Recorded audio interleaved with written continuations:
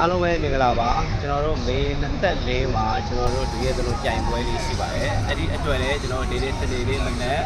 ကျွန်တော်တို့ training လေးကိုကျွန်တော်တို့ကန်တော်ကြီး3ပတ်အပြေးတစ်ပတ်လေးကိုကျွန်တော်ဒီနေ့စပြီးတော့ train ဖြစ်ပါတယ်အဲ့တော့ကျွန်တော်တို့ကစားသမားတွေကိုအဆင်ပြေအောင်လို့ကျွန်တော်တို့ Virtual version လေးလည်းကျွန်တော်တို့အစီအစဉ်လေးလုပ်ပေးထားပါတယ်အဲ့ဒီအတွက်လေးကိုလည်းကိုပြည့်သူရှင်းပြပေးပါတော့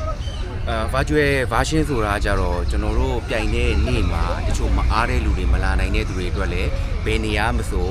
ပြိုင်မယ် finisher t-shirt ရမယ်ဆွဲပြရမယ်ဆိုတဲ့ပုံစံမျိုးကိုလုပ်ထားတယ်အဲ့တော့အဲ့ဒီ virtual version လေးကိုကျွန်တော်ရှင်းပြမယ်ဆိုရင်ပြိုင်တဲ့နေ့ပေါ့နော်24 May မှာပဲမနက်ပဲဖြစ်ဖြစ်နေ့လည်းဖြစ်ညပဲဖြစ်ဖြစ်အဲ့ဒီတရက်ထဲမှာပဲကျွန်တော်တို့ category 2ခုပေါ့နော်အဲ့ဒီကျွန်တော်သတ်မှတ်ထားတဲ့အတိုင်းပဲပြီးအောင်လုပ်ရမယ် record အနေနဲ့ကျွန်တော်တို့ server ဖြစ်ဖြစ်ဟိုကိုယ့်ရဲ့ဒီအားကစား record တစ်ခုခုကိုပြပြီးတော့ကျွန်တော်တို့ finisher medal နဲ့အင်ဂျီထိုးလို့ရတယ်ဆိုတော့ register fees ကတော့ဈေးလေးနည်းနည်းလျှော့ထားပေးတယ်ပြီးတော့ရမယ့်အင်ဂျီကလည်းကျွန်တော်တို့ actual ရမယ့်ဒီအင်ဂျီနဲ့တော့နည်းနည်းလေးခြားနာချက်လေးရှိတယ်ပေါ့နော်အဲ့တော့တချို့စိတ်ဝင်စားတယ်မလာနိုင်တဲ့သူတွေအခက်အခဲရှိတဲ့သူတွေအတွက်လည်း virtual version ကို join ဖို့เนาะဖိတ်ခေါ်ပါတယ်ဟုတ်ကဲ့အားလုံးလည်းဖိတ်ခေါ်ပါတယ်ကျွန်တော်တို့ဒီမှာတော့ကျွန်တော်စနေနေ့တိုင်းလေးကျွန်တော်အပြေ3ပတ်ဒီတစ်ပတ်အဲ့ဒါလေးကျွန်တော်ပြည်နိုင်လာပြီဆိုလို့ရှိရင်ကျွန်တော်တို့သမီးပတ်ရေးလေးအပြေပတ်ရေးလေးကျွန်တော်တို့တည်တည်တဲ့ပေးပါမယ်ဗျာ